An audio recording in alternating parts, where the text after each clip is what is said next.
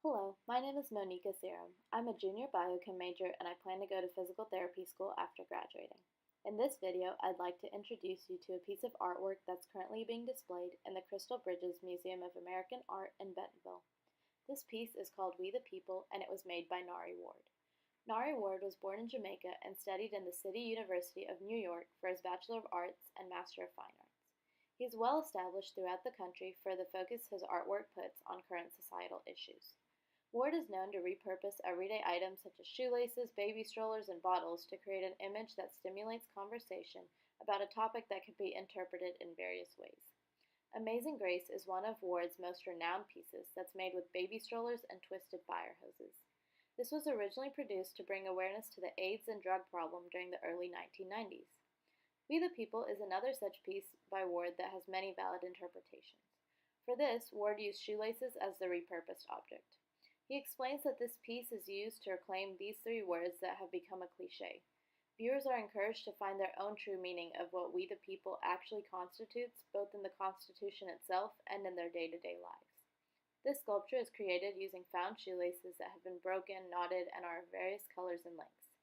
The texture is not polished, but rather has a raw instead of refined look. The viewer can see where there are knots or where the laces are all ending at different lengths. The various hues that are seen and the lack of order in the colors can symbolize that this piece of art invokes various emotions and feelings. It's not simply just joy or frustration or despair, but a mix of them all.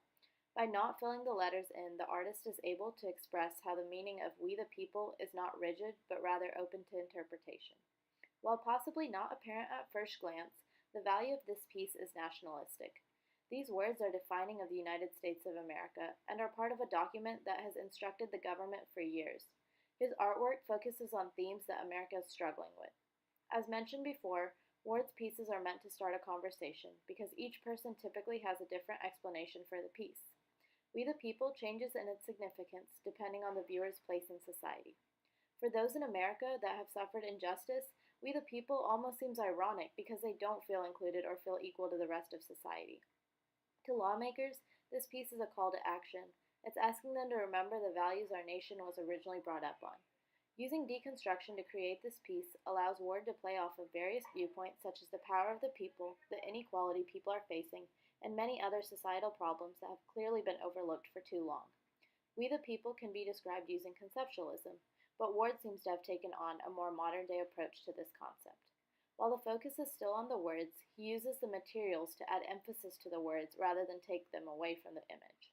The colorful shoelaces that are used are able to represent the various cultures that make up the concept of We the People.